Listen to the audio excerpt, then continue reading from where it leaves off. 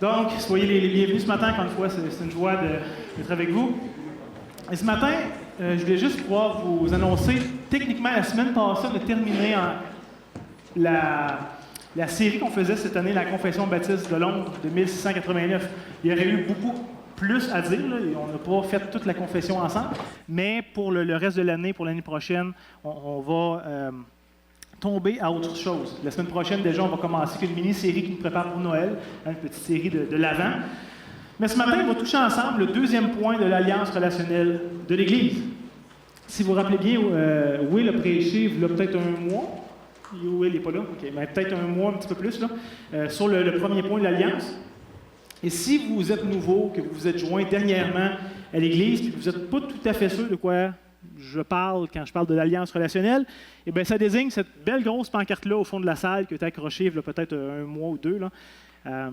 En fait, qu'est-ce que l'alliance relationnelle? C'est un résumé qui définit l'idéal qu'on veut avoir dans les relations qu'on entretient entre nous, les uns envers les autres. Et juste avant de lire l'énoncé ce matin, comme je disais, on va lire le deuxième point, j'aimerais juste un peu vous expliquer d'où vient cette alliance-là. Parce que j'ai entendu un petit peu entre les branches que certains trouvaient ça étrange qu'on fasse une série de prédications sur un document humain. Parce que c'est vrai, ça a été écrit par des hommes. Habituellement, c'est les Écritures qui sont l'autorité finale. Puis on veut prêcher les Écritures, prêcher la parole et mettre ça de l'avant. Donc pourquoi est-ce qu'on voudrait faire une série de prédications une fois par mois sur l'Alliance? Si c'est un document humain, de quel droit est-ce qu'on décide de faire ça? En vrai, il faut dire que l'Alliance relationnelle a été écrite par le Conseil de l'Église ici, en juin 2017.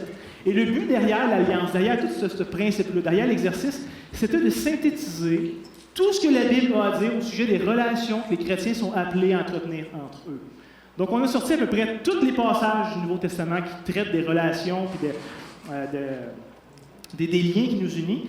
Et on a essayé de les regrouper, premièrement, puisqu'il y a des sujets communs d'une place à l'autre. Et de ceux qu'on a regroupés, on a ensuite voulu les résumer. Et comme vous pouvez vous en douter, après discussion, réflexion, puis études et analyses, on est arrivé à 9 différentes catégories. Fait que de tout ce que le Nouveau Testament dit au sujet des relations, on a regroupé ça sous 9 bannières ou 9 thèmes différents. Et ça a donné les 9 phrases de l'Alliance. Et après ça, on a simplement donné un titre à chacune de ces catégories-là, juste pour nous aider à résumer, de comprendre de quoi on parle quand on parle de tel point en particulier. Une fois les 9 catégories qui ont été faites, on a pris tous les versets dans chacune des catégories, puisque ça regroupait quand même plusieurs versets pour chaque point, et on a voulu faire un résumé de chacun de ces versets-là en une phrase ou deux. Et des fois, c'est des longs paragraphes dans les Écritures qui parlent des relations, et là, il fallait résumer ça, ou tenter de résumer en une phrase ou deux au maximum. Et vous remarquerez même que des fois qu'on a voulu écrire des phrases de l'Alliance pour résumer, on a même gardé des fois des bouts de versets littérales. On n'a pas voulu les paraphraser ou les résumer. On s'est dit, c'est tellement bien dit comme ça, c'est tellement clair qu'on les laisse tels quels. Donc l'Alliance, oui, est un document humain. C'est les anciens de l'Église qui ont écrit ça en 2017. Mais en même temps, on croit ici que c'est un bon résumé des attentes de Dieu envers son Église. C'est pas mauvais des fois d'essayer de synthétiser ou résumer ce que Dieu s'attend de son peuple. Alors, comme je l'ai dit, le but, c'était de permettre de synthétiser qu'est-ce qui devait caractériser nos relations les uns envers les autres. Donc, voyez-le pas comme un ajout aux exigences de la Bible. Ce n'est pas le cas. C'est un résumé de ce que le Nouveau Testament nous dit. Et je peux vous dire, ça avait vraiment été un exercice assez intéressant à faire dans le temps que les anciens. Ça a été un bon exercice de réflexion. Et bien avant d'être quelque chose qui a été fait pour l'Église, puis là, on veut vous initier à cette alliance-là, c'était premièrement pour le Conseil. L'alliance était là pour le Conseil au début. C'était vraiment pas supposé sauter dans l'Église tout de suite, c'était vraiment pour nous. On voulait, c'était une manière concrète pour le Conseil de savoir comment on va vivre nos relations de manière que honore Dieu. Parce que la réalité, c'est qu'on est des hommes faillibles, puis pécheurs, puis bien ordinaires et bien décevants. Hein? Et des fois, contrairement peut-être à ce que vous pouvez penser, les gars qui forment le Conseil, on n'est pas toujours d'accord sur les décisions, sur les orientations, sur un alignement, sur un projet. On arrive des fois avec des lunettes différentes, des angles différents, on ne pense pas tout pareil, et ça peut créer certaines situations. Hein? Dans nos caractères, on est des gens de passion, des gens de conviction. Donc, quand il y a un désaccord sur un point, puisque oui, ça arrive, la réalité, des fois, c'est que ça peut parler fort. Hein? Puis là, on débat, puis on revendique, puis là, on pose des questions, puis on s'entrechoque. Et des fois, malgré tout ça, malgré la réflexion et la discussion, on est quand même devant une impasse. Il y a 2 ou 3 choses, puis là, on n'est pas capable tout à fait de s'entendre. Ceci étant dit, comprenez-le, ça se fait souvent dans le respect, dans l'amour, dans l'humour. C'est rare qu'on se tape dessus. En vrai, on se tape jamais dessus. Vous comprendrez. Mais tout ça pour dire, ça peut faire quand même des situations passionnées. Hein. Et c'est déjà arrivé qu'un dossier vienne nous chercher personnellement. Hein, où ça nous touche, puis là, on est impliqué, puis là, on croit que c'est ça la meilleure affaire, mais l'autre ne le voit pas, puis là, c'est toute une situation. Hein. Et des fois, ça peut créer des situations malsaines. Et on s'est dit, comment on adresse ça? Parce que tous les gars du conseil sont bien intentionnés, on aime le Seigneur, on veut servir l'Église au mieux. Et des fois, on a une opinion, une façon de voir qui n'est pas pareille comme l'autre. Mais les deux sont sincères, les deux pensent que leur position sera la meilleure. Et là, c'est toute une affaire. Et à ce moment-là, c'est merveilleux de se rappeler d'une manière concrète et concise ce à quoi on s'est engagé comme disciple de Christ. Hein? Avant d'être des pasteurs, on est juste des disciples. On suit Christ. On est des brebis dans le troupeau, nous aussi. Puis, comme n'importe qui, on s'est engagé à suivre Christ avec ses attentes à lui. Hein? Et littéralement, on va lire l'Alliance au début de chacune des rencontres de conseil. On commence par ce premier point là du jour. On va relire l'Alliance qui nous unit. Et on va se réengager, chacun d'entre nous, à vivre à la hauteur de ce que l'Évangile nous appelle à vivre. Parce que la réalité, c'est qu'on est oublieux. C'est pas qu'on ne sait pas ce que le Nouveau Testament nous demande. C'est juste que des fois, dans une situation, c'est pas premièrement ça qui nous vient en tête, mais c'est nos passions charnelles, c'est notre cœur, c'est nos émotions qui prennent le dessus. Fait que même si on sait ce que la Bible attend, on ne le vit pas toujours. Fait que l'Alliance est un bon moyen de s'en rappeler. Et pour ma part, je peux vous dire, hein, ça fait vraiment une immense différence de me faire rappeler régulièrement l'Alliance qui nous unit. Cette alliance-là, on a dû la lire des dizaines de fois depuis les 2 dernières années. Et pourtant, à chaque fois qu'on la relit, souvent, il y a une petite phrase qui me dit « Hey, j'avais pas vu ça. Hey, c'est vrai, j'avais oublié ça. Hey, ça, c'est bon. » Puis on dirait, on la redécouvre à toutes les fois, quand même. Hey, ça nous donne finalement un cadre volontaire sur lequel on peut construire sainement les relations qu'on entretient ensemble, même lorsqu'il y a des désaccords. Parce que c'est facile de s'entendre et d'avoir une bonne relation, qu'on pense pareil, on fait pareil, on voit les choses pareilles. Puis... Mais quand il y a un désaccord, c'est des fois une autre histoire. Hein. La réalité, c'est que quand tout va bien, l'alliance sert presque à rien. Ça devient un peu inutile ou superflu. Mais quand vient un conflit, quand vient une difficulté, quand vient une impasse, soudainement, l'alliance devient quelque chose de très précieux. Hein, ça devient un peu comme un garde-fou sur l'autoroute. Quand tu perds le contrôle de ton véhicule, là, tu veux qu'il y ait une rambarde qui t'empêche d'aller dans le champ. Ça se peut que ça cogne pareil, mais ça t'empêche d'avoir trop de dégâts, que ta vie soit trop menacée. Hein. Et c'est un peu, en vrai, voyez l'alliance comme quand on fait un exercice de feu. À l'école, souvent, on fait ça, une fois par année, il y a un exercice de feu. Et la réalité, c'est qu'on perd le temps presque à chaque année. Souvent, ça prend 1 heure, 1 heure et demie, puis là, c'est un peu la foire. Là, la cloche sonne, puis là, il y a le chemin à prendre, la bonne sortie, la bonne place à être pour répondre à sa présence. Puis il y a tout un protocole, puis c'est un peu inutile. À toutes les années, je trouvais ça que c'était une perte de temps. Mais s'il y avait vraiment un feu à avoir, ça peut littéralement sauver des vies de savoir comment le faire. Donc l'exercice de feu, soudainement prend un sens lorsqu'il y a un feu. Mais tant qu'il n'y en a pas, ben, c'est un peu inutile. Hein? Fait que considérez un peu l'alliance de cette même façon-là. D'avoir une alliance ensemble, en Église, ça permet d'avoir un cadre. Ça permet d'avoir un contexte favorable pour vivre des choses difficiles. Parce que oui, ça va arriver. C'est déjà arrivé. Peut-être que vous vivez déjà des choses dans le cadre de l'Église ici, ou peut-être, ben pas peut-être, c'est sûr, sinon que ça va arriver. Même l'alliance, je dirais, ça m'a déjà permis d'aller voir une personne qui disait, écoute, j'ai quelque chose d'important à dire, mais je ne sais pas vraiment comment te le dire. J'essaye de voir, puis je m'évalue, je sonde mon cœur, mais vraiment, j'aimerais te dire de quoi, puis je ne sais pas, j'ai peur que ce soit mal reçu, mais je pense que c'est important que je te le dise. Et avant de te le dire, je veux juste que tu saches que je me mets sous l'alliance. Et que je te demande aussi de me recevoir comme ça. Et je peux vous dire, ça change complètement la dynamique des choses. Complètement. Hein? Lorsque les deux personnes vont s'humilier volontairement, lorsqu'on va venir se placer en position d'écoute, et que l'autre dit des choses, pas pour blesser, pas pour juste se vider le cœur ou pour accuser l'autre, mais qui cherche son bien. Et que l'autre, lui, ne reçoit pas ça comme une menace, comme une réprimande, mais comme une exhortation fraternelle, comme quelqu'un qui veut son bien et qui essaie de lui communiquer quelque chose, peut-être maladroitement, mais les deux veulent entendre et parler réciproquement dans ce cadre-là. Ça fait vraiment toute une dynamique différente. Donc, voyez-vous, l'Alliance nous aide à construire des relations saines qui sont fondées finalement sur la parole de Dieu. Et c'est vraiment un outil précieux, je pense, dans des moments difficiles. Et surtout quand il va y avoir des désaccords. Mais pour ça, il faut savoir s'en servir quand tout va bien. Parce que quand tout va mal, ce n'est pas le temps d'essayer d'apprendre à s'en servir, c'est trop tard. C'est comme un exercice de feu. On veut que ça devienne un réflexe naturel au milieu de nous. Et quand ça va aller mal, bien, qu'est-ce qui va venir? Ça va être ça. Peut-être imparfaitement, probablement, mais ça va quand même venir de cette façon-là. Mais pour ça, il faut apprendre à s'en servir. Et c'est pour ça que le Conseil s'est dit que ça pouvait juste être bénéfique, que finalement, ça passe entre le Conseil à toute l'Église. Hein?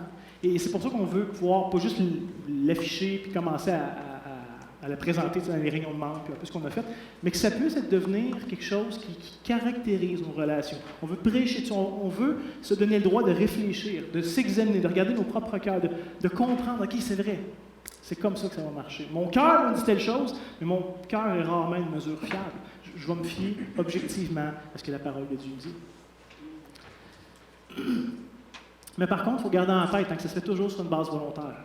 Le but n'est pas de vous imposer l'alliance, vraiment pas. Mais c'est le but qu'on apprenne ensemble à développer des réflexes relationnels qui viennent et qui servent à bâtir, à édifier nos relations, plutôt que les diviser, les détruire ou garder un malentendu ou un malaise.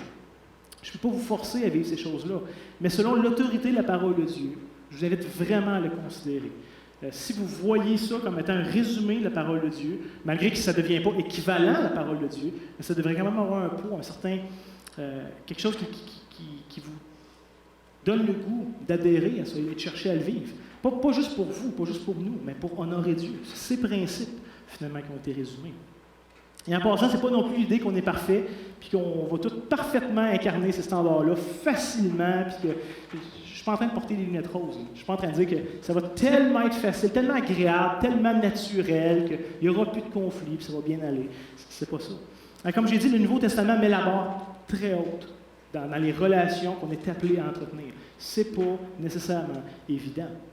Et même si on est honnête avec nous-mêmes, on arrive rarement à ces standards-là. Surtout dans des moments difficiles, surtout dans des moments qui nous confrontent ou qui nous graffignent un peu. Alors, donc, on n'est pas en train de dire qu'on est déjà là en tant qu'Église ou qu'on va arriver là un jour et qu'on va être parfait, mais c'est de dire qu'on veut cheminer vers ça. C'est ce qu'on vise atteindre graduellement avec le temps. Et par la grâce de Dieu, on va grandir, on va maturer ensemble dans cette direction-là. Même si ça ne sera jamais parfait, on va croître vers ces idéaux-là. Mais si on ne fait jamais d'efforts intentionnels, on n'y arrivera pas. Mais si au moins on cherche à y aller, bien, on va se rapprocher avec le temps. Même si on ne les atteindra pas, jamais parfaitement. Êtes-vous d'accord avec le principe général derrière ça? Oui. Est-ce que c'est clair? Je voulais rendre ça plus clair. Qu'est-ce que l'Alliance? D'où vient l'Alliance? Pourquoi est-ce qu'on fait ça? Parce que je ne pense pas que c'était communiqué clairement. Puis je voulais vraiment que vous compreniez un peu d'où est-ce que ça vient et pourquoi on pense que c'est une bonne chose. Et je pensais donc que c'était nécessaire de clarifier ces petits points-là. Donc, ceci étant dit, ce matin, on va lire l'énoncé, le deuxième point de notre alliance ensemble, qui est au sujet de la sainteté. Et vous l'avez dans votre bulletin si vous voulez pouvoir suivre avec moi. Ça se lit tout simplement comme suit. Je poursuivrai activement ma sanctification personnelle par la recherche et la mise en pratique des fruits de l'esprit, tout en fuyant les fruits de la chair. De même, j'encouragerai mes frères à poursuivre activement leur sanctification. Donc ça, c'est notre énoncé ce matin de l'Alliance. Et de ces deux phrases-là, j'aimerais qu'on réfléchisse aux 4 points suivants ce matin. Et pour ceux qui ont les feuilles de notes, les 4 points sont déjà mentionnés. Premièrement, qu'est-ce que la sanctification? On veut avoir une définition commune. Parce que si on pense que c'est ça, puis l'autre pense que c'est ça, puis l'autre pense que c'est ça, ça va être difficile de s'entendre et d'aller ensemble dans la même direction. Donc, premièrement, qu'est-ce que la sanctification? Deuxièmement, quelle est ma responsabilité dans la sanctification? Troisièmement, par quel moyen est-ce que je prends part à ma sanctification? Et quatrièmement, quelle est ma responsabilité dans la sanctification de mes frères et de mes sœurs? Est-ce que j'ai un rôle à jouer là-dedans? Si oui, comment? Et évidemment, je n'ai rien inventé ce matin. Je vais juste prendre les phrases de l'Alliance et je décortique la structure. Fait que ça, c'est la structure ce matin de notre méditation. Ça va? On plonge? Même si vous me dites que ça ne va pas, on le fait quand même. Premièrement, qu'est-ce que la sanctification? C'est notre premier point ce matin. Et ça c'est important, je pense, qu'on s'entende là-dessus. Parce qu'on vit dans une société qui est assez dépravée, hein, où les standards moraux sont plus ou moins relatifs, où finalement il n'y a plus de grands standards moraux, point. Quand on parle de sanctification, ça peut sonner un peu étrange, un peu archaïque, un peu démodé. Des fois, on peut avoir l'image de quelqu'un qui se cloître dans un couvent quelque part, puis qui passe sa vie à jeûner, puis à se flageller. Puis, quelqu'un, puis on dit « Ah, ça doit être bon, ça doit être pieux, il doit être saint. » Il vit de manière bizarre. Mais pourtant, ce n'est pas du tout la compréhension biblique de la sanctification. Ça n'a rien à voir. Selon le Nouveau Testament, la sanctification est le processus par lequel le croyant devient de plus en plus saint, de plus en plus l'image de Christ. C'est vraiment l'idée que Christ est le maître et le modèle, l'homme parfait, celui qui a vécu une vraie vie humaine parfaitement à tout point. On peut regarder à Christ et apprendre de lui et dire « Je veux vivre comme lui a vécu ». Et la sanctification, il faut dire, c'est surtout en rapport avec nos affections, premièrement, et notre conduite après. La sanctification touche premièrement l'intérieur et se manifeste vers l'extérieur. Et le danger, c'est de travailler très fort sur notre extérieur, sur ce qu'on fait, ce qu'on dit, ce qu'on ne dit pas, ce qu'on ne fait pas, et finalement, on manque quand même le point. La sanctification est premièrement quelque chose d'intérieur. Ce n'est pas dans ce que je fais, c'est dans qui je suis, premièrement. Et qui je suis va toujours découler dans des actions. Les actions vont venir, mais le premier point, ce n'est pas de focusser sur ce qu'on fait, le premier, sur qui qu'on est. Ça, c'est important de le dire. Bien entendu, la réalité, tous ceux et celles qui sont déjà nés de nouveau, qui sont en Christ, sont déjà déclarés saints par Dieu. C'est une affirmation positionnelle de qui nous sommes en Jésus-Christ. Un peu comme pour la justification qu'on a vue il y a 2 semaines. Dieu déclare le croyant juste. On n'agit pas comme des justes, mais Dieu nous voit, nous considère, nous traite comme des justes à cause de Christ. Donc la sainteté, c'est un peu la même chose, mais vous allez voir qu'il y a une petite nuance quand même. En même temps, il y a cette double réalité dans laquelle on habite encore de pécheurs et qu'on a toutes sortes de désirs mauvais qui se portent encore vers le péché. Donc, on est déclaré saint, mais on ne vit pas comme des saints. Et là, il y a une tension. Donc, depuis notre conversion, malgré que Dieu nous déclare maintenant justes et saints, il y a quand même une œuvre divine que Dieu fait dans chacune de nos vies pour nous détourner de qui on était, pour qu'on commence à agir comme ce que nous sommes vraiment en Jésus-Christ. Ça aussi, c'est important, je pense, de comprendre. Voyez-vous, l'idée de la sanctification, ce n'est pas de nous rendre saints par nos œuvres, puisque Christ est déjà notre sainteté. On ne deviendra pas plus saint par ce qu'on fait, parce qu'on travaille fort dans ce sens-là. Devant Dieu, c'est déjà réglé. L'idée de la sanctification, de nous rendre ici-bas en conformité ou en harmonie avec ce que nous sommes déjà parfaitement en Jésus-Christ. On l'est déjà, on a besoin d'apprendre à l'être. Il y a une tension, ça semble paradoxal, mais c'est le cas. C'est ce que les théologiens ont appelé le déjà pas encore. Il y a une tension entre notre réalité ici et ce que Dieu a déclaré qu'on était. Et qu'un jour, ça va être parfaitement réconcilié. Quand on va sortir de notre corps de mort, comme Paul l'appelle, qu'on va revêtir un corps incorruptible, qu'on va être dans la présence de Dieu, il n'y aura plus cette tension-là. On va pouvoir être saints et agir comme des saints. On va être déclarés justes, on va agir comme des justes. Mais pour l'instant, ce n'est pas le cas.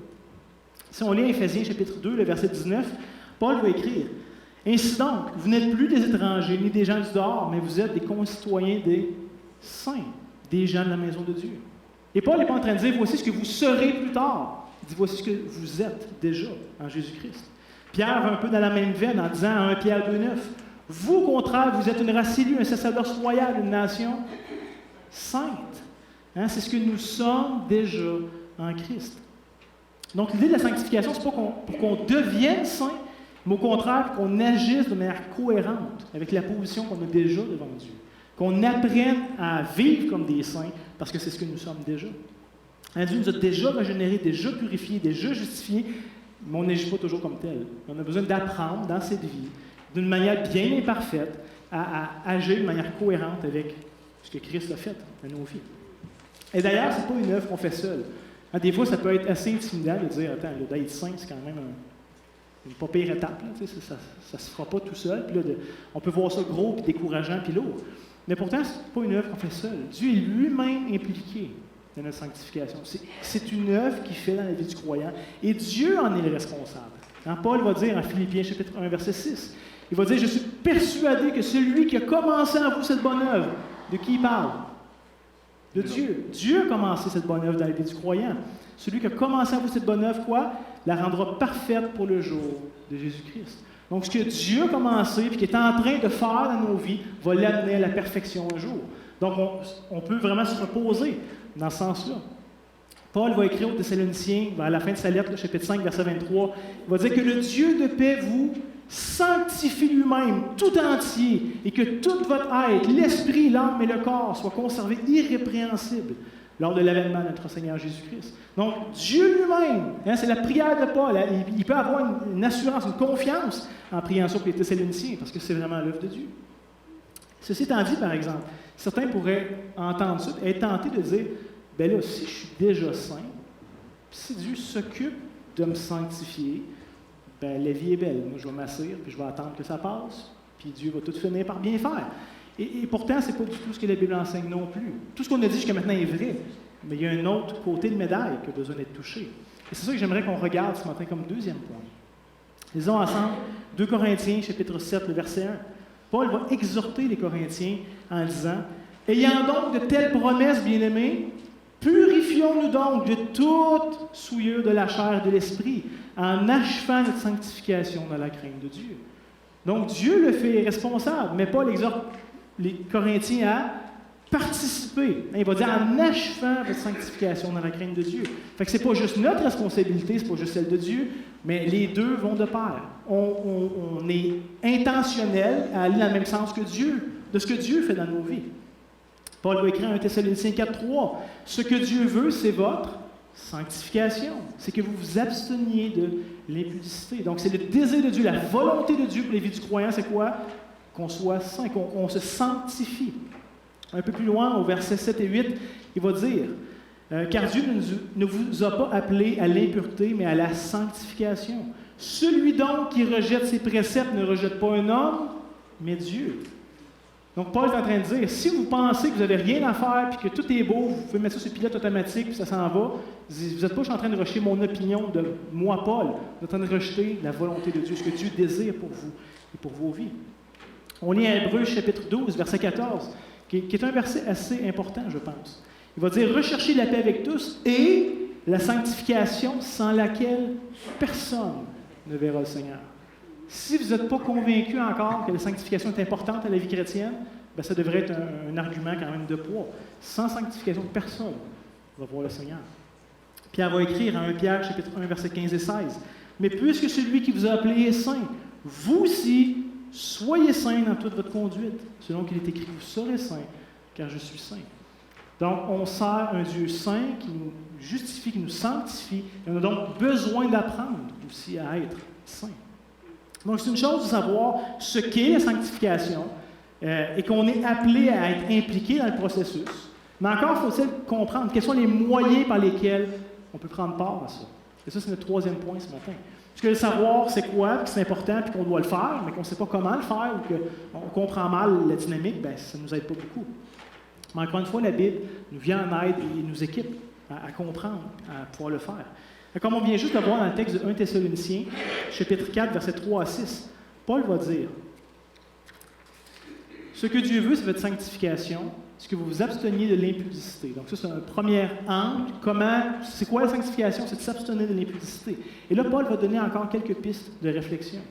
Il va dire au verset 4, « C'est que chacun de vous sache posséder son corps dans la sainteté et l'honnêteté, sans vous livrer à une convoitise passionnée comme le font les païens qui ne connaissent pas Dieu. » Donc, le fait de connaître Dieu devrait donner un certain cadre à nos vies. De connaître que Dieu est saint devrait nous amener à vouloir se diriger vers la sainteté.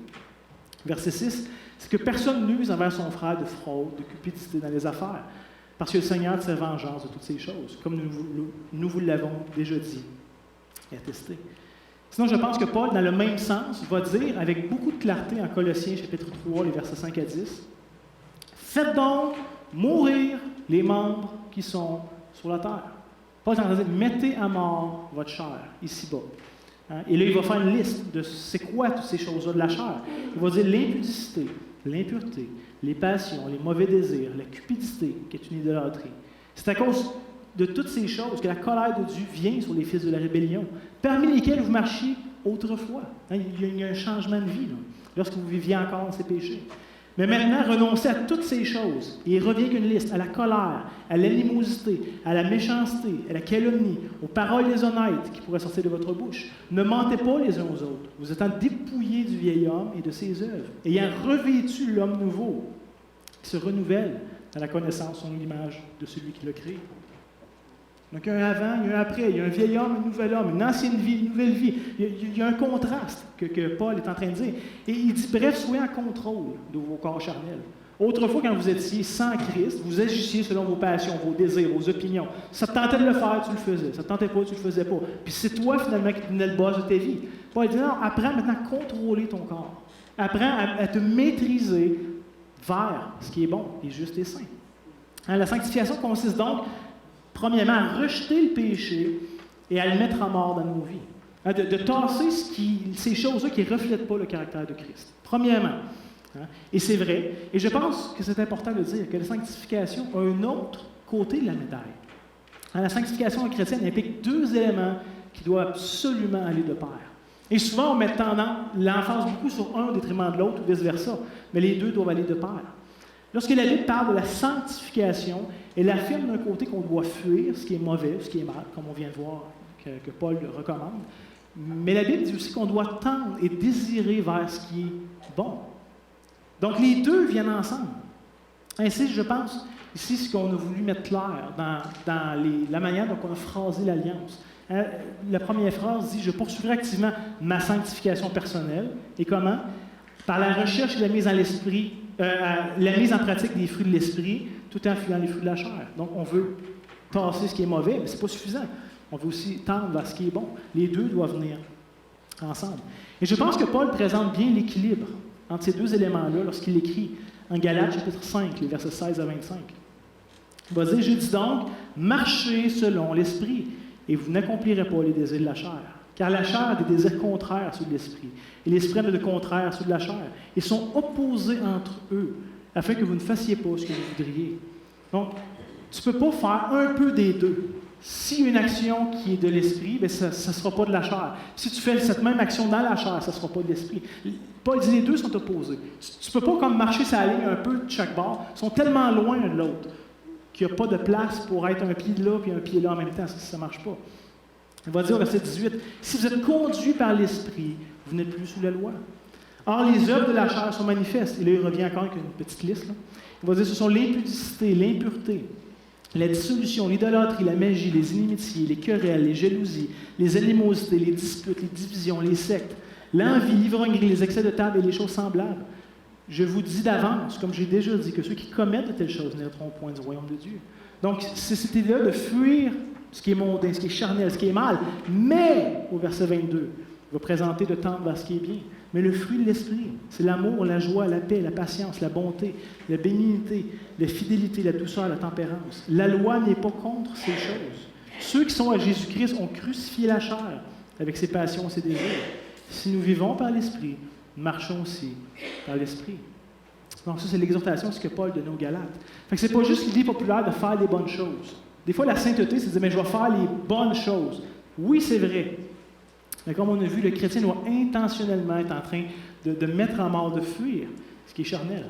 Hein, les puritains avaient l'habitude de parler de la mortification du péché. Et pour nous, c'est un terme très étrange. Là, on ne parle plus vraiment comme ça. Mais l'idée de mettre à mort la chair, de mettre à mort le péché qui nous habite. On a encore cette inclinaison vers le péché. Et les puritains disaient, non, il faut que tu le mortifies, que tu le mettes à mort. Et un de leurs proverbes célèbres ou habituels était celui-ci. Il disait, il faut que vous soyez continuellement occupés à tuer le péché, sinon c'est lui qui vous tuera.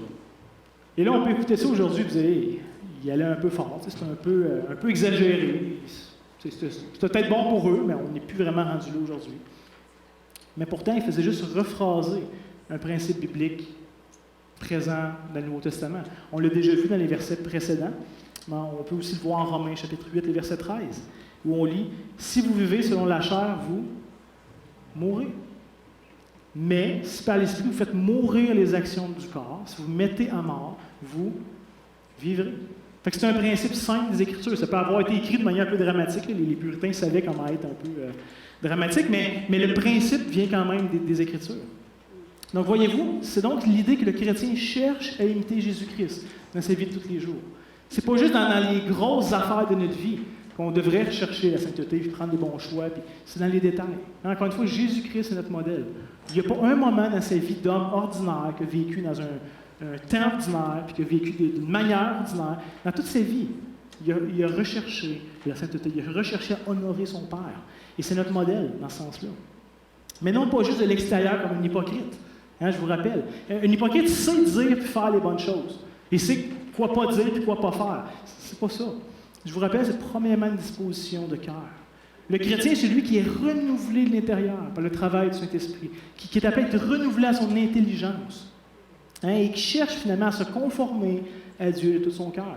Pas parfaitement, même pas proche d'être parfait, mais c'est quand même ce désir-là. Hein? Pas pour être sauvé, je vous rappelle, mais par la réalisation de celui qui l'a sauvé. Il veut plaire maintenant à son Dieu, qui devient son Père. Hein, c'était impossible aux pécheurs non régénérés. Celui qui n'est pas en Christ ne cherche pas à plaire à Dieu, ne cherche pas à tendre vers lui, ne cherche pas à se soumettre à lui. Il fait sa vie et il est bien content comme ça. Mais pour celui maintenant qui est régénéré, qui est en Christ, c'est possible. Hein, on est habité du Saint-Esprit. On n'a pas juste la capacité ou le désir, mais on a cette capacité-là. Les deux viennent ensemble. Avant ça, on ne voulait pas et on ne pouvait pas. Maintenant, en Christ, par l'œuvre du Saint-Esprit, on tend vers ça et on a cette capacité de le faire. Hein, ça nous est maintenant accessible. Tite va écrire dans sa courte épître, chapitre 2, versets 11 et 12. Il va nous dire « La grâce de Dieu, source de salut pour tous les hommes, a été manifestée. Elle, donc la grâce de Dieu, nous enseigne, et c'est intéressant, c'est donc un apprentissage. Si ça nous enseigne, c'est que ce n'est pas inné chez nous, et qu'on a besoin de l'apprendre. La grâce de Dieu nous enseigne quoi? À renoncer à l'impiété et aux convoitises mondaines, et à vivre dans le siècle présent selon la sagesse, la justice et la piété. Donc, on rejette ce qui est mauvais et on tend vers ce qui est bien. C'est le même principe qu'on a déjà vu. La grâce de Dieu nous apprend ces choses-là. Pierre va l'écrire dans sa deuxième épître, chapitre 1, verset 3 à 9. Il va nous dire, comme cette divine puissance nous a donné tout ce qui contribue à la vie et à la piété, au moins la connaissance de celui qui nous a appelés par sa propre gloire et par sa vertu, lesquels nous assurent de sa part les plus grandes et les plus précieuses promesses, afin que par elles, vous deveniez participants de la nature divine. Comment? En fuyant la corruption qui existe dans le monde. À cause de cela même, faites tous vos efforts. On a un rôle à jouer. Pierre nous exhorte, faites tous vos efforts pour joindre à votre foi quoi? Les vertus. À la vertu la science, la tempérance la patience, à la patience la piété, à la piété l'amour fraternel, et à l'amour fraternel la charité. Donc c'est un apprentissage. On croit dans ces choses-là. Pas croire comme croire, mais on se développe, on grandit dans ces choses-là. Verset 8, « Si ces choses sont en vous, et ils sont avec abondance, elles ne vous laisseront point oisifs, ni stériles, pour la connaissance de notre Seigneur Jésus-Christ. Mais celui à qui ces choses ne sont point est aveugle. Il ne voit pas de loin, le mien oublie la purification de ses anciens péchés. » Ceux qui ne voient pas l'importance de la sainteté, qui ne tendent pas vers ça, qui ne le mettent pas en pratique, qui ne le recherchent pas dans sa vie, Pierre est en train de dire, il ne se voit plus. Là. Il ne voit plus clair. Il a oublié l'œuvre de Dieu dans sa vie. Et il pense peut-être qu'il a déjà atteint, peu importe, mais il y a un aspect qu'il néglige. Et il dit, attends, ça ne marche pas comme ça. Il y a un apprentissage vers la sainteté. C'est un apprentissage qui va durer toute notre vie. Avec tout ce qu'on vient de dire jusqu'à maintenant, on est rendu au 4e point de notre réflexion ce matin. Jusqu'à maintenant, on a vu que la sanctification est le processus par lequel nous commençons ici-bas à devenir ce que nous sommes déjà, hein, et qui va être révélé ultimement dans le ciel, parce qu'on va être avec Christ en sa présence. On a aussi vu que c'est premièrement l'œuvre de Dieu, la sanctification, mais qu'on a quand même un rôle à jouer, qu'on doit être intentionnel pour marcher dans la même direction que ce que Dieu fait, que ce que Dieu désire pour nos vies. Dieu ne le fera pas à notre place. Il est à l'œuvre, mais on peut marcher dans la même direction ou on peut marcher à l'opposé. On a ce choix-là à prendre. Et finalement, ce matin, on a vu que la sanctification est à la fois la recherche de ce qui est bon, tel que défini par Dieu, pas bon selon nos cœurs, puisqu'on n'a pas encore une fois le bon guide de tout ça. Donc, on recherche ce qui est bon et on fuit ce qui est mauvais, toujours défini selon Dieu et pas selon nous. La première fois, on pourrait dire c'est assez complet. On sait c'est quoi, on sait c'est l'importance, les moyens, l'œuvre de Dieu. On a fait le tour. Cependant, le Nouveau Testament va ajouter un élément essentiel, je pense. Et c'est pour ça qu'on a mis la deuxième phrase dans l'Alliance. La deuxième phrase, je vous la lis. « De même, j'encouragerai mes frères à poursuivre activement leur sanctification. » Dans la société aussi individualiste que la nôtre, on pourrait dire que ce n'est pas de nos affaires de s'occuper de la vie des autres. Ça me regarde pas. Ils font ce qu'ils veulent, moi je fais ce que je veux. Je veux pas que tu viennes m'écœurer, je t'écœure pas, puis on vit en paix. Hein, on a cette tendance très, très, très individualiste. Souvent, on va dire que ce qui importe vraiment, c'est ma relation avec Dieu. Les autres, ils cheminent comme ils veulent, ils font ce qu'ils veulent, c'est leur vie, leur choix, leur problème. Mais pourtant, la Bible nous présente constamment que la foi chrétienne est une foi communautaire. Ce n'est pas une foi individuelle, c'est une foi communautaire. Elle se vit dans une église locale. Elle se vit en communion avec d'autres frères et sœurs. Ça, c'est la vraie vie chrétienne. Dieu place des gens à nos côtés. On est appelés à croître avec eux. Hein? On apprend d'eux, ils apprennent de nous. Il y a un échange qui se fait à ce niveau-là. Paul va écrire en Romains chapitre 12, versets 4 à 5. Car comme nous avons plusieurs membres dans un seul corps, et que tous les membres n'ont pas la même fonction, ainsi nous qui sommes plusieurs, nous formons un seul corps en Jésus-Christ. Et nous sommes membres les uns des autres. C'est cette image de corps. Je ne peux pas être un bras tout seul chez nous. Si mon bras est tout seul chez nous ce matin, ça va mal. Et pour moi et pour mon bras. Hein? On est connectés, on est unis ensemble. On est les membres les uns des autres. Paul va dire à 1 Thessaloniciens 5:11, c'est pourquoi exhortez-vous réciproquement et édifiez-vous les uns les autres, comme en réalité vous le faites. Et il y a deux choses que Paul dit. Et souvent, on est à l'aise avec un, puis très mal à l'aise avec l'autre. Paul ne dit pas juste édifiez-vous, faites-vous du bien, encouragez-vous les uns les autres. Ça, on est assez à l'aise avec ça en général. Mais il dit exhortez-vous réciproquement, reprenez-vous, veillez les uns sur les autres. Hébreux chapitre 3, versets 12 et 13. Prenez garde, frères. Et ça, c'est une exhortation que je trouve assez compelling, en anglais, assez prenante, touchante. Il va dire, prenez garde, frères, que quelques-uns de vous n'aient un cœur mauvais et incrédule, au point de se détourner du Dieu vivant. Mais exhortez-vous les uns les autres chaque jour, aussi longtemps qu'on peut dire aujourd'hui, afin qu'aucun de vous ne s'endurcisse par la séduction du péché. Et si c'est écrit, c'est parce que ça peut arriver. Hein? On a des cœurs encore qui sont obstinés, qui sont durs, qui ne sont pas rendus où ce qu'ils devraient être. Et pour certains, ils vont des fois avoir tendance à s'endurcir, à vouloir persévérer dans une voie qui n'est pas la bonne. Un peu plus loin, en Hébreux, au chapitre 10, verset 24, on lit « Veillons les uns sur les autres pour nous exciter à la charité et aux bonnes œuvres. » Des fois, on peut être découragé, on peut être fatigué, on peut être tanné, on peut vouloir dire « Je me mets sur l'accotement, là, je vais rester là pendant un bout. » Et non, on est appelé à s'encourager les uns les autres, à persévérer, à chercher les bonnes œuvres, à s'exciter ensemble, même quand on est découragé, puis des fois, ça ne tente plus. Donc, voyez-vous, et j'aurais pu lire plein d'autres textes. Ceux-là, je les trouvais pertinents, là. Mais Dieu nous exhorte à de nombreuses reprises. Ça revient moyennement souvent dans le Nouveau Testament. À se soucier les uns des autres. On est membres d'une même famille. On ne fait pas juste nos vies indépendantes, puis le dimanche fini, puis on retourne chacun chez nous.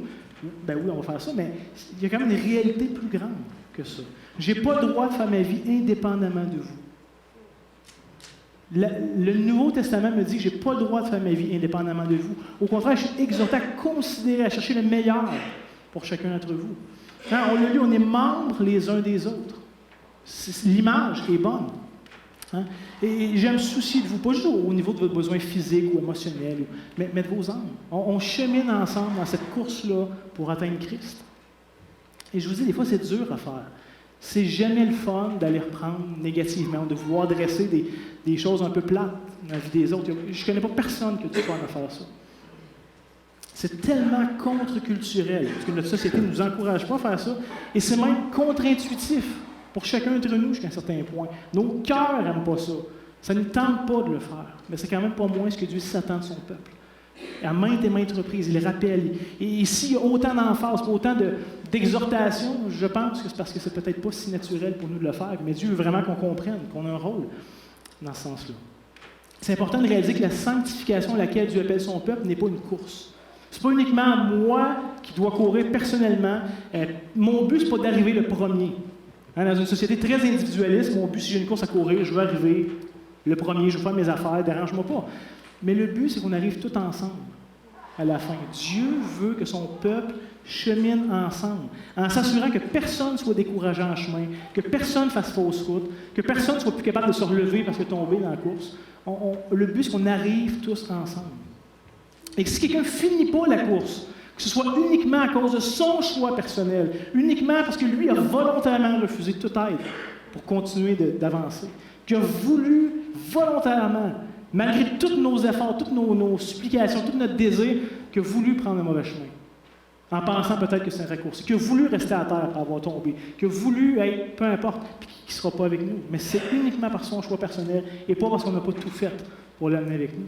C'est à ça que la Bible nous appelle. La réalité, c'est que la sanctification des frères et des sœurs que Dieu a mis autour de nous devrait être aussi importante que notre propre sanctification. Parce qu'on a un rôle à jouer, les uns envers les autres. C'est pas juste moi, ma vie, mes affaires, je m'occupe de ma sanctification, occupe-toi de la tienne. Il y a plus que ça. Hein, le Seigneur s'attend qu'on prenne soin les uns des autres, qu'on veille les uns sur les autres. Pas pour jouer à la police. Notre but, c'est pas de se taper ses doigts et de se pointer du doigt. C'est vraiment pas ça le but. Ça c'est à l'opposé de ce que Dieu s'attend. Mais c'est parce qu'on s'aime. Parce qu'on chemine ensemble, qu'on réalise qu'on a besoin les uns des autres et que Dieu nous a mis ensemble pour un plan qui est bien plus grand que juste moi. Pour un plan qui était pour son Église. Hein, qu'on désire le meilleur pour chacun d'entre nous. Ce qu'il faut qu'on réalise ce matin, c'est qu'on n'a pas seulement le droit, mais la responsabilité de veiller les uns sur les autres. Pas juste le droit, mais la responsabilité sur la parole de Dieu. C'est votre devoir de venir me voir si je dévie du chemin de Dieu. Et je sais que c'est plate à faire et que c'est pas facile, mais c'est votre devoir. Et j'espère honnêtement avoir le courage de le faire pour vous aussi. Parce que c'est plate, c'est difficile pour moi aussi. Et parce que c'est difficile à faire, on manque souvent l'équilibre entre l'amour et la vérité. La Bible nous exhorte d'avoir les deux. On vient avec amour dire la vérité dans l'amour. Et souvent, nous, on se campe plus sur un que sur l'autre. Il y en a qui sont peut-être un peu trop aimants, puis finalement, on se ferme les yeux, c'est péché des autres, puis c'est pas grave, puis on couvre tout par l'amour, et c'est pas une bonne chose. Ou des fois, on est un peu trop à cheval sa vérité. Et finalement, on vient et on défonce tout le monde au nom de la vérité, mais ça blesse. Hein? L'équilibre n'est pas évident à avoir. On n'est pas des êtres d'équilibre. Mais c'est justement parce que c'est difficile, justement parce que ce n'est pas naturel de le faire, qu'on veut pouvoir s'engager mutuellement dans le cadre d'une alliance. Si c'était facile et évident, puis qu'on le faisait tout le temps naturellement, ça ne serait peut-être pas là. Mais parce que c'est pas facile, parce que c'est contre-intuitif, on veut pouvoir s'engager à ça. Les Proverbes nous donnent une super belle image. Proverbe 27, les versets 5 et 6, qui nous dit « Mieux vaut une réprimande ouverte qu'une amitié cachée. Les blessures d'un ami prouvent sa fidélité, mais les baisers d'un ennemi sont trompeurs. » J'aime bien mieux avoir un ami qui me dit mes 4 vérités, même si ça me graphique un peu, que d'avoir quelqu'un qui me flatte dans le sens du poil, puis qui dit tout ce que je vais entendre, puis finalement je m'égare, puis je vais payer pour plus tard. J'aime bien mieux quelqu'un qui me dise les vraies choses, plutôt que quelqu'un qui me laisse me péter la marboulette. La sainteté devrait être la base sur laquelle se fonde toute l'Alliance. La dernière fois, Will parlait du fondement, on veut que ce soit l'Évangile. Mais avant de tout vivre le reste, on veut que ce soit dans un cadre de sainteté. On veut la rechercher pour nous-mêmes, puis on veut s'exhorter, s'encourager les uns les autres à la rechercher aussi. On ne veut pas juste se donner un code de loi, de fais ci, fais pas ça, puis c'est tellement pas ça le but. Ce serait facile de faire ça, mais on manquerait le point complètement. Et on veut apprendre à chercher le bien les uns des autres. Et ça aussi, c'est tout un apprentissage. Et ce que Dieu veut pour chacun d'entre nous, comme on l'a vu, c'est la sainteté, c'est la sanctification, c'est la volonté de Dieu. Si vous dites, qu'est-ce que Dieu veut pour moi? Que tu apprennes à être saint. Ça serait un bon résumé. En guise de conclusion, ce matin, j'aimerais ça adresser 3 types de personnes, 3 stades différents, 3 éléments de la marche chrétienne. Et en bon québécois, comme on dit, si chapeau de fait, mets-le. Okay? Fait que je ne sais pas où est-ce que vous êtes, mais si c'est pertinent pour vous, je vous invite à le réfléchir. Première application ce matin, cherche la sanctification personnelle pour ta propre vie. Je pense que ça commence là. Des fois, on peut se taler un peu dans notre vie, on peut mettre ça de côté. Tu sais, on peut être sur une neutre depuis un bout. Et je pense que si c'est votre cas ce matin, cherche la sanctification personnelle pour ta propre vie. C'est la volonté de Dieu. Décide intentionnellement de fruire le fruit de la chair et de développer les fruits de l'esprit. Et c'est pas juste ton œuvre, c'est pas juste toi qui deviens meilleur. Dieu t'accompagne. On a sa puissance. Il nous équipe de son Saint-Esprit. Et ça se fait bien imparfaitement, ça vient des hauts, des bas, oui. Mais intentionnellement, on a un choix à prendre. Dans tous les domaines de nos vies. Pas juste dans les grosses choses, dans les petites choses aussi. Rappelle-toi, c'est un cheminement qui ne se terminera jamais parfaitement ici-bas. Des fois, on peut tellement être découragé de nous-mêmes. On essaye, puis on est sincère, puis on veut, puis on met des choses en place. Puis on se rend compte, on dirait plus qu'on essaye, plus qu'on tombe, puis plus qu'on se déçoit, puis plus qu'on est découragé. C'est pas parfait, vraiment pas. Mais on est appelé à être fidèle à travers ça. Juste être fidèle, pas pour réussir, pas performer, à être fidèle. Mais commence premièrement par toi-même. Hein, Jésus donnait cette parabole-là, l'image de la paille et de la poutre dans l'œil. Vous connaissez la référence. C'est-à-dire, va pas écœurer les autres si tu ne chemines pas toi-même. Commence avec ta propre sanctification avant de débarquer de tes grands chevaux dans la vie des autres. Deuxièmement, deuxième application, si tu veilles déjà sur ta propre vie et que tu es intentionnel, tu cherches intentionnellement à cheminer vers l'image parfaite de Christ, et c'est pas parfait non plus, hein, on sait ça vient puis avec des hauts et des bas, mais si c'est déjà pour toi, que tu es déjà fidèle à ce niveau-là, eh bien, aie assez d'amour et de courage maintenant pour veiller sur les gens autour de toi, dans l'Église. Mais en même temps, rappelle-toi toujours du principe de la paille et de la poutre. Tu n'es pas quelqu'un qui vient reprendre de haut un tout croche. C'est pas ça qui se passe. C'est pas la réalité. Tu es un misérable pécheur qui vient aider un frère, une sœur dans sa marche avec le Seigneur. Comme toi, tu as besoin d'aide dans ta marche avec le Seigneur. Tu ne marches pas parfaitement, il ne marche pas parfaitement, vous venez apprendre ensemble. C'est ça qui se passe. Si tu regardes l'autre de haut, tu es sûrement aveugle à tes propres manquements, tes propres péchés. Pour reprendre les mots de Pierre, tu as mis à oublier la purification de tes anciens péchés. Tu oublies qui tu étais et qui tu es encore maintenant. Peut-être que tu te penses un peu trop bon pour ce que tu es en réalité. Alors, regarde premièrement la poudre que tu as dans ton œil, puis après ça, va voir ton frère et ta sœur. Puis quand tu réalises que finalement, tu as tellement besoin de grâce toi-même, pour ta propre vie, puis tu n'es tellement pas rendu, ça change la donne entre la manière d'aller voir l'autre. Ça nous rappelle, tu vas voir le frère ou la sœur en disant, écoute, tu as besoin de la même grâce de Dieu que j'ai besoin dans ma propre vie. Comment est-ce qu'on peut apprendre ça? Comment est-ce qu'on peut s'aider les uns les autres? Et c'est ça le but. Mais ceci étant dit, on est quand même appelé à veiller et à s'exhorter les uns les autres. Et malheureusement, notre société nous fait croire que je n'ai pas à me mêler de la vie des autres, que c'est leurs affaires, que ça leur regarde. Mais laissez-moi vous dire que cette pensée-là est complètement étrangère au christianisme. Aucune place dans le Nouveau Testament même sous-entend cette philosophie-là, cette approche-là. Hein? On a même des exemples. Par exemple, l'apôtre Paul, qui va reprendre l'apôtre Pierre. Je veux dire, les gars, ils étaient apôtres. Ils l'avaient vu. Ils aimaient le Seigneur. Mais Paul voyait ça. Attends, Pierre, si tu veux prêcher l'Évangile, si tu veux être fidèle à l'œuvre du Seigneur, tu as besoin de ne pas avoir honte de l'Évangile. Et on ne sait pas la réaction de Pierre, mais j'assume qu'il l'a reçu comme une exhortation fraternelle et qu'il a donné raison à Paul. Ce qu'il faisait contrevenait à la gloire, à la profondeur de l'Évangile. Hein, il y en avait honte jusqu'à un certain point et il a dû se reprendre à ce niveau-là. La chose la plus chrétienne à faire, c'est de reprendre un frère ou une sœur qui pêche et qui persévère dans son péché. Souvent, on dit, ah ben là, moi, j'aime pas ça, puis je ne veux pas être un juge. Non, non, c'est la chose la plus chrétienne à faire. C'est ce que l'Église est appelée à faire envers elle. Hein, si tu sais qu'un frère ou sœur pêche et que tu ne viens pas le reprendre, oui, avec douceur et amour, évidemment, tout ça doit être là, mais si tu ne le reprends pas, toi aussi tu pêches, la Bible nous dit. Tu te rends complice ou coupable de son péché. En Jacques nous dit, en Jacques 4, 17, « Celui donc qui sait faire ce qui est bien et qui ne le fait pas, commet un péché. » Hein? Dieu veut que son peuple soit saint, pour ma propre vie et la vie des autres. Si je ne le fais pas, si je me ferme les yeux au nom de l'amour et au nom de toutes sortes de choses, bien moi-même, je deviens coupable. Hein? Je vous encourage vraiment à prendre ce rôle-là au sérieux, ce rôle-là que le Seigneur nous appelle. Il aurait pu demander aux anges de le faire, il aurait pu le faire tout seul, mais il veut que son peuple apprenne, puis qu'on croisse dans notre apprentissage ensemble, à veiller les uns sur les autres, dans le respect, dans l'amour, évidemment. Et c'est pour ça que l'alliance est là, qu'on peut l'utiliser. On vient se donner un cadre dans lequel on peut adresser les choses. Pas de haut, puis on rentre dans l'autre, mais on vient pour cheminer avec l'autre. Troisième application ce matin, si un frère, une sœur a le courage de venir te voir pour t'exhorter, de grâce et l'humilité nécessaire pour le recevoir. C'est pas toujours facile. Hein? Trop souvent, on tombe sur la défensive, on prend ça personnel, on se met à donner des excuses, puis on se met à finalement quasiment accuser l'autre de venir nous voir. Mais je ne pense pas que c'est la bonne attitude. En réalité, c'est un geste d'amour que ce frère-là, cette sœur-là est en train de faire à ton égard. Hein? Et c'est à ça, dans un sens, qu'on s'engage les uns envers les autres. Si on veut veiller, bien, ça va être des fois moi qui va aller voir, des fois moi qui va me faire reprendre, parce que je ne suis pas rendu non plus. S'il te plaît, si ça t'arrive, tombe pas dans l'accusation classique du genre « Ah, ben il ne me l'a pas bien dit. Ah, il a manqué d'amour. Ah, je ne me suis pas senti compris. Ah, » Tout ça, on l'entend tout le temps. À toutes les fois que quelqu'un se fait reprendre, c'est sûr que ça n'a pas été assez gracieux, assez bon, assez d'amour, assez... Oui, et c'est sûrement vrai.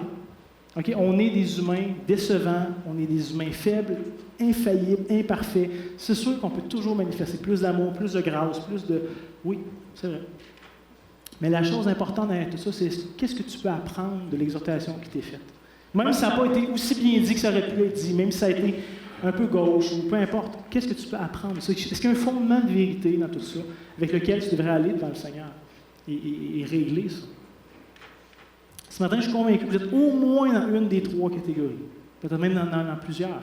Comme je l'ai dit au début, si chapeau vous fait, de grâce, mettez-le. En terminant, j'aimerais juste qu'on ressorte ce matin avec comment est-ce que je peux marcher mieux avec le Seigneur. Que vous ayez cette réflexion-là personnelle cette semaine, de regarder à vos vies. Est-ce que vous êtes déjà fidèle? Si oui, persévérez, continuez. Est-ce que vous êtes un peu sous le neutre depuis un bout? Comment est-ce que devant le Seigneur, vous pouvez reprendre avec lui et être intentionnel dans tout ça? Et aussi, comment est-ce que je peux aider mes frères et sœurs dans leur marche avec le Seigneur? Parce que je veux me soucier de vous, comme j'espère que vous vous souciez de moi et de ma marche avec le Seigneur. Comment est-ce que pour vous, vous pouvez le faire? Et je ne veux pas donner un exemple, c'est différent, on a toutes des personnalités différentes, des approches différentes, et je ne veux pas donner one size fit all, j'y crois pas. Mais comment vous, avec les dons que le Seigneur vous a donnés, la personnalité, qui vous êtes, comment est-ce que vous pouvez contribuer à l'édification du corps de Christ et de veiller les uns sur les autres? La réalité, c'est que si tout le monde ici met ça en pratique, l'Église va être une place extraordinaire. Elle va être beaucoup plus sainte. Pas parce qu'on est bon et meilleur que les autres, mais parce qu'on va apprendre à marcher ensemble de l'humilité. On va apprendre, par la même occasion, à se faire grâce. Et l'Évangile va être au centre des relations qu'on entretient. Et ça va être merveilleux. Dieu va être glorifié de ça. Ça va graffiner une fois de temps en temps, mais Dieu va être glorifié parce que c'est ce qu'il s'attend qu'on puisse vivre. Son désir, c'est qu'on vive ces choses-là ensemble, même si ce n'est pas toujours parfait. Donc, en terminant, je vous dis juste, n'hésitez pas d'abuser de l'Alliance. Elle est là pour ça. Vous ne pouvez pas trop l'utiliser, trop vous en servir. C'est tout nouveau, on ne sait pas trop, on va être gauche, mais faisons-nous grâce, puis apprenons ensemble à vivre à la gloire de Dieu. Amen? Amen. Prions ensemble. Seigneur Dieu, on se place devant toi, sous ton regard. Tu nous dis que tu habites au milieu de ton peuple, que tu es ici avec nous, dans chacun de nos cœurs, de ceux qui sont régénérés, ceux qui sont en Christ, que tu es là. Je veux que ta parole puisse avoir l'impact qu'il y a besoin d'avoir dans chacune de nos vies. Je sais qu'il y en a sûrement qui ont besoin d'être encouragés, d'autres qui ont besoin d'être exhortés, d'autres qui ont besoin de comprendre des éléments. Seigneur Dieu, fais l'œuvre que tu as besoin de faire. On est une petite communauté qui veut être à ta suite, qui veut apprendre. Seigneur, préserve-nous de l'orgueil de croire qu'on a compris, puis qu'on est rendu, puis qu'on n'a plus besoin de quoi que ce soit. Seigneur, donne-nous l'humilité de marcher à ta suite, reconnaissant qui qu'on est, qu'on ne l'a pas, qu'on reste des pécheurs décevants, mais se rappelant toujours de ton amour et ta grâce qui vient et qui nous couvre, qui nous justifie, qui nous sanctifie. Seigneur, qu'on puisse célébrer ensemble ton œuvre parmi nos vies, dans nos cœurs, dans nos relations, et qu'on puisse aussi apprendre à devenir à ton image, Seigneur Jésus. C'est tout un apprentissage, c'est tout un appel que tu mets sur nos vies. Merci de ne pas nous laisser seuls pour le faire, mais de nous avoir donné ton Saint-Esprit, qui le produit dans nos cœurs, qui nous donne le désir, et que même des fois, quand on n'y arrive pas, qu'on se décourage, qui persévère malgré nous. Merci de cette œuvre extraordinaire et glorieuse, Seigneur, que tu fais au milieu de nous. Bénis ton peuple, bénis ta parole, et que ton nom puisse être glorifié à Bécancour, dans nos relations, et que les gens qui voient dans la communauté autour voient les relations qu'on entretient, qu'ils puissent être attirés par toi, qu'ils voient qu'il y a quelque chose de différent, pas parce qu'on est bon et meilleur que les autres, mais parce qu'on apprend à te suivre et qu'on apprend à devenir comme toi dans le processus, que les gens vont te voir, puis vont te désirer et vont vouloir te goûter. Donc, sois glorifié, Seigneur Dieu. Amen. Que le Seigneur vous bénisse. On se revoit la semaine prochaine.